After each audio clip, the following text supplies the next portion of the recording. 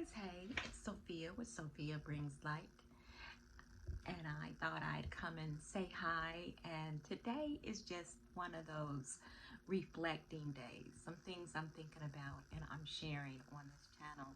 As I've said before, to me, this channel is like my personal book of shadows almost.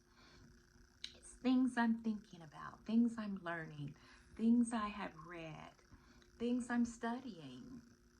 And so when it's like a video of my book of shadows, and I enjoy when I get comments and we have a discourse about things that I have brought up. So go ahead and subscribe or leave a comment or a like. I appreciate it. It shows me that you appreciate some of the things I do. No, I'm not the greatest photographer, but I hope my subjects and the subject matter that I bring to you is interesting. Well, today I kind of wanted to go back on something that I had reflected about a few minutes ago. Because sometimes for me, it is hard for me to describe my practice because I am an eclectic practitioner. Um, I'm like a gris-gris bag, and gris-gris and a gris-gris bag means gray-gray. And I would say that kind of have a gray-gray practice. But it has a little bit of this and a little bit of that, and that would describe my practice. Well, now the day that I talked about soul magic. Always and for a long time, hoodoo has been the basis of my practice. But I kind of feel like that has changed. Um, and I'll tell you why, and it might be kind of controversial, but it is what it is. Hoodoo was a practice of my ancestors, our ancestors, the practice, the magical practice of a lot of black folk. That's who it came from. Um, Men and women in the diaspora, and it was because they were marginalized and are marginalized people, and it was a way for them to either get justice, find love. It was life for them. It was life. And I'm so appreciative to my ancestors and for my ancestors for the things that they did to get justice, to find love, to have money. It was needed. And all those things are still needed. I'm not here saying that those things are not needed.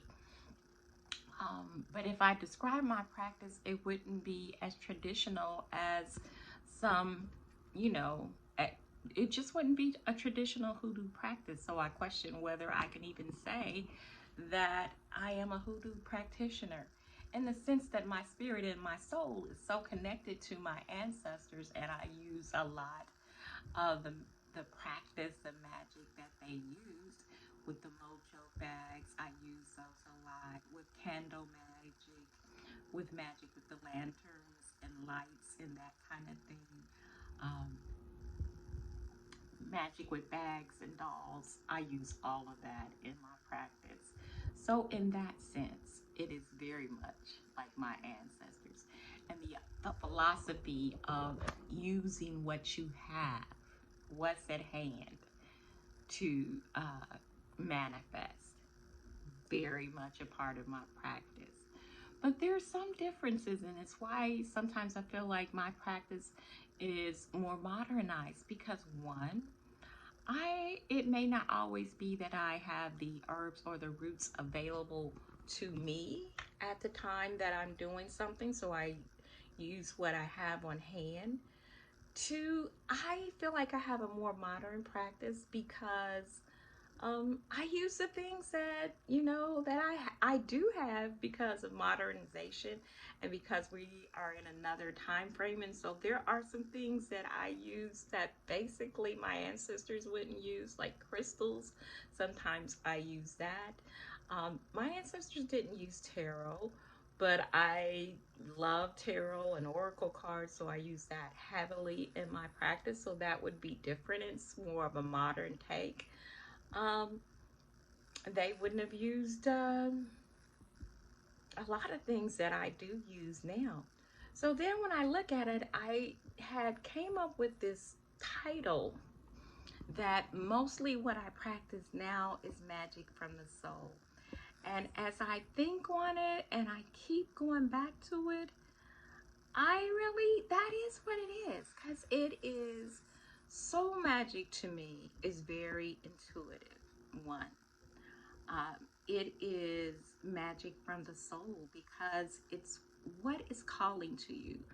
When I am doing a working, uh, the herbs call to me that I should use this. Yes, I have a baseline knowledge of what different herbs are for, and the herbs that I use most frequently, I know what they're for, or I can look up herbs. But sometimes things will just come to me that I should use this for this. And sometimes the herbs that I use may not be what they are used for traditionally, but I'm getting this calling, this feeling to use this herb for this.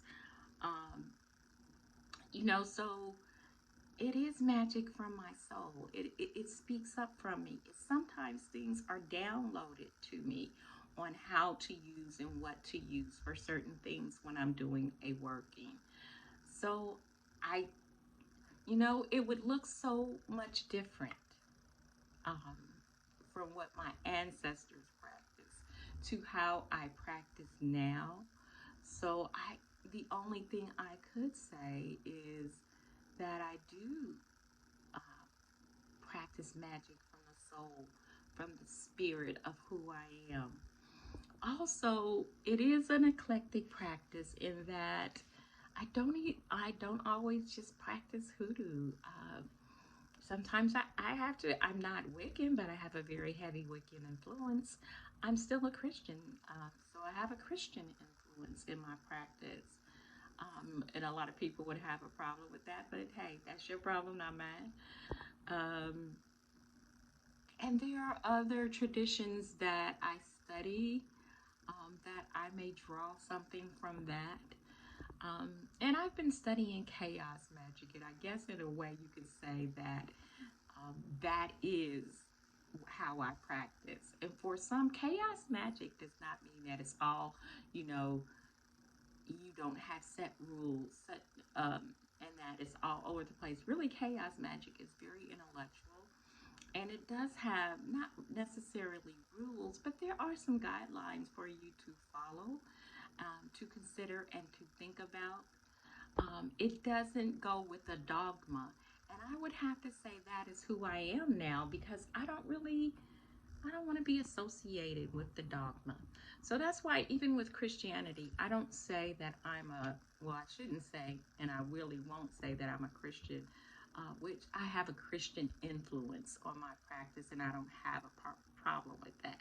I do sometimes use books or words from the Psalms or from the Bible. I have no problem with that. Sometimes I pray over things. I say words of power. So it is that influence also.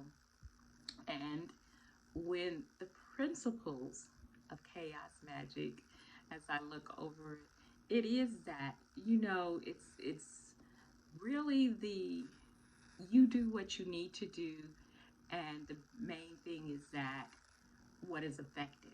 Are you manifesting with what you do? And that's kind of how I am guided. But still, I just like the terminology of soul magic because it is so much how I practice from the spirit, from the soul of who I am. And I think I get a lot of information, guiding, nudgings from the ancestors on use this, don't do this, walk this way, don't go this way. And so it is very spirit and soul guided. So it's just like the second part of soul magic, explaining it a little bit better and tapping into it and working that way and letting that be the guide and being okay with that I practice magic from the soul, which means that, I may even interact with different spirits, plant spirit, spirits, real spirits, um, different deities. Like I work a lot with Yemaye and Oshun, Papa Legba, Hecate. Um, and my working with them is not in the traditional way, like me asking them to, you know, uh, do things for me. It's more of a honoring and valuing to the point that I feel like sometimes they're downloading to me that I can ask for things. And I think some of the things I get um, on how to do certain things that is downloaded to me is from either the ancestors or the deities that I work with or the Risha. And I feel like even that is varied. So there is no one set practice that I practice, which I like that because I am a very eclectic spirit. Um, but I get so much. It's so rich. It's so me. And it is from my soul and my spirit.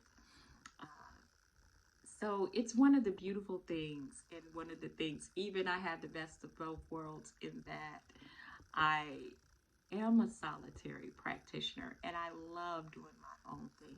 But I also am a part of a coven, but we meet online. And it's a small group of us, but we do some powerful things and manifest in a powerful way. And even that is a little bit different than most people do. And it's more modern. So we cannot, with hoodoo and all of this, we we're in another world. We have to progress. We should tap into some of the technologies and some of the things that we have been blessed to have. I don't feel like you should be ashamed to tap into those things. They're there for us to do. And I feel like our ancestors would be okay with that. Because even in hoodoo, if you look at it, they progressed through what they did in from coming to the ship to America, as they learned, as they grew, as they learned how to read and connect with others. Hoodoo grew and changed. Then you come to the 1930s, where there was a renaissance with hoodoo. Sometimes writers were writing a little bit more about it. They were using different things that maybe their ancestors had used. And we are blessed to be in another time period. And I think that they would be okay with us being blessed to have some other things, some other ways of doing things. I think it's very important to keep things traditional, to keep it so you can pass it on. I think you need to know that basis and that background. But I also think it's okay to use some of the things in your era to do some things that way also. So basically, that was me. You might want to call it a rant or whatever, but it's just some thoughts that I had about my practice. And I think I will more call my practice when somebody says, well, what kind of magic do you practice? It'll be soul magic because it's soul magic from the soul. It is eclectic. It is a little bit chaotic, um, but I am never bored. I'm always growing, learning, challenging myself, and practicing and living magic. And I wouldn't trade it for anything. So, yeah, I practice soul magic, and this is part 2 of I Practice Magic from the Soul. Be blessed and talk to you soon.